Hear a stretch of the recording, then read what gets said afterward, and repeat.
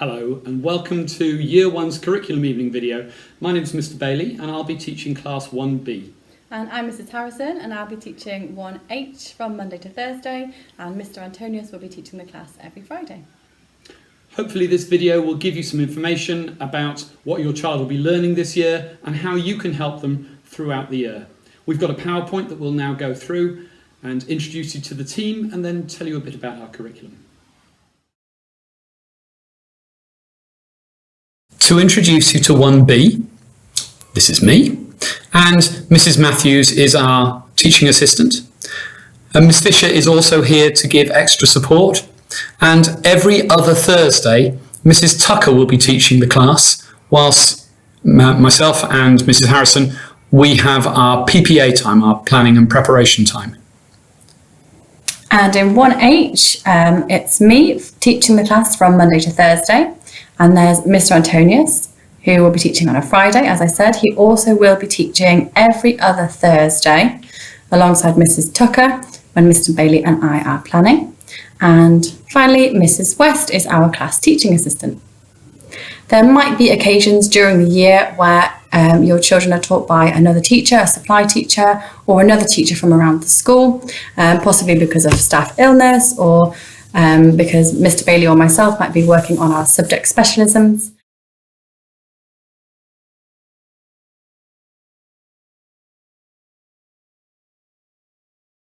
Here is some information about the beginning and end of the school day and attendance.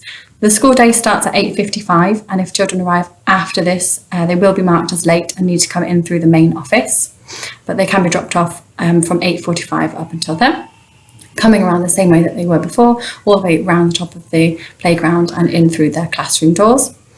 The time for collection is 3:15 to be collected from their classrooms, and a teacher will be there to make sure that children go home with somebody that they should be. We really like to encourage all children to have 100% attendance.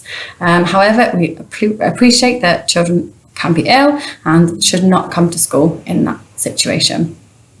The school day logistics. The School Street trial is still in operation, so please continue to park considerately around the school area. So what your child needs to bring to school each day. Please can they bring their book bag clearly labelled. Please can they bring a water bottle clearly labelled with only water inside, and ideally not inside the, well, not ideally, certainly not inside the book bag, because they will leak. Some children's water bottles will leak and school books get ruined. They need their link book.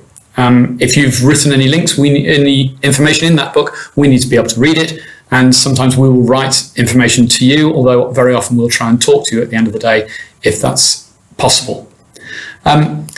Most of the time they should be bringing a school sweatshirt. If it's a really stiflingly hot day, we do understand that they may not need a sweatshirt, but we will be keeping windows open as much as possible throughout the year. Even in January, windows will be kept open. And so it won't be that warm inside the classroom sometimes. They need to bring a sweatshirt. And again, they need to bring a coat. Even this summer, on some of our really hot days, we've had some torrential downpours. So it's very important that children bring a coat every day, please. Everything needs to be labelled with your child's name. Especially those pieces of kit that perhaps you've got second-hand, very sensibly from other children. Please can you make sure your child's name is on there. And on PE days, the children should come to school wearing their PE kit, but with their school shoes on and trainers or pumps in a bag to change into. Of course, they're welcome to leave those PE shoes on their school peg, in the cloakroom for the duration of the term, or if you want, they can take their shoes home after each PE session and bring them back in for the next one. Again, please can all items be clearly labelled. That includes shoes as well as shorts, t-shirts and everything else. The next few slides are a little bit about what the children will be learning during the course of this year. For an overarching view of this, there's lots of information on our website, so there are just a couple of things that are signposted here. You can find the individual curriculum progression maps for each subject on our website. That's the first link on this slide. So you can see how children's learning will progress across the whole of the 7 school years in science, for example. You can also find the year group specific curriculum mapping, so what the children will learn in year 1 in each subject, on our website as well, and that's the second link there. For information more specifically about this term, you should be able to find that on the curriculum information letter, which has already gone out this term and looks like the bottom picture shown here. So the main focus this term is on reading. As you can see, we've got it on that key. Reading is the key to learning. It's so important, and we would really like your child to be reading as often as possible, ideally every day, but it really only needs to be for a few minutes. 5 to 10 minutes is enough for most children. They have to concentrate very hard, and they will find that really quite tiring. But to try and read regularly every day, and very often for many children and parents, it works to come up with a specific time in the day where you get it into your routine. It might be straight after coming home from school, it might be after a small snack, it might be at a certain time in the evening, it might even be in the morning when some children are fresher, but there are often lots of time constraints in the morning. We are going to change reading books on a Monday and a Thursday, and this will continue from the way it was in reception, but we will only be changing them if your child has read 3 times.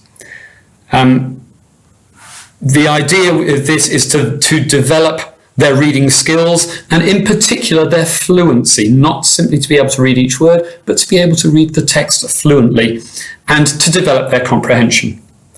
As part of their reading, we would like them to write the title of the book in their reading journal the first time they read it. Beyond that, there can just be a date and page numbers. That first read will really focus on their decoding skills, to read phonetically regular words and recognising common exception words. The second read should focus on their understanding of what the text is about, and by the third read, we want the child to feel like an expert and really enjoy sharing the story with fluency and exploring using some expression. We'll be starting more formal homework after half term. Here you can see a breakdown of the different phonic phases.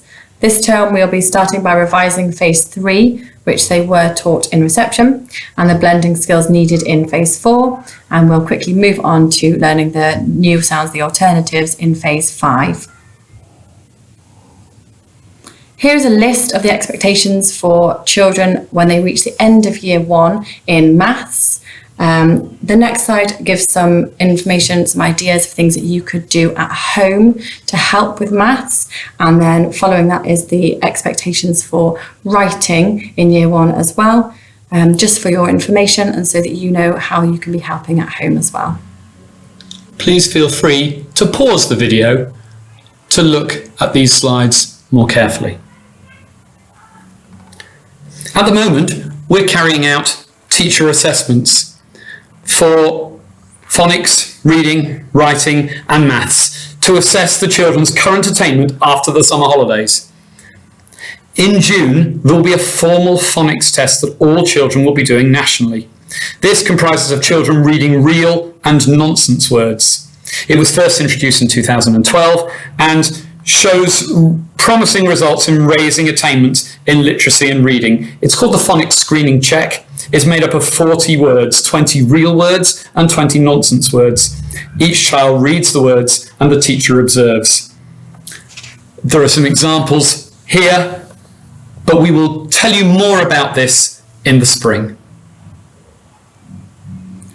This is a rough guide to a weekly timetable in year 1. Just to show you the different subjects and roughly how long we'll be spending on each one over the course of a week. We do change things quite regularly due to having different teachers. For example, we've got a specialist music teacher coming in this term, and due to her timetable, we'll be having music in the morning. So things do move around. If there are any changes that we need to make that have an impact on what the children bring from home, this will be communicated. At Warden Hill, we support children's wider personal development in many ways. such as inter-house events, assemblies, which we're able to do together again at last, PSHE lessons, and forest school sessions, which we think will be happening after Christmas, and much, much more, as you can see on this long list.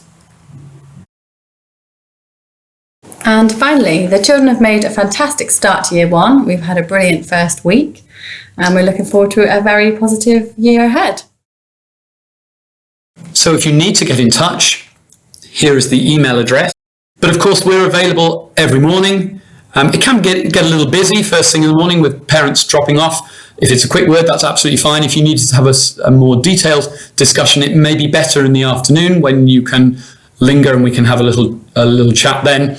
But of course, the other opportunity is for you to make a more sort of formal appointment to see us, and you can either arrange that through the email or simply by talking to us. We hope you found that useful, and if you have any further questions, please don't hesitate to ask. Bye. Bye.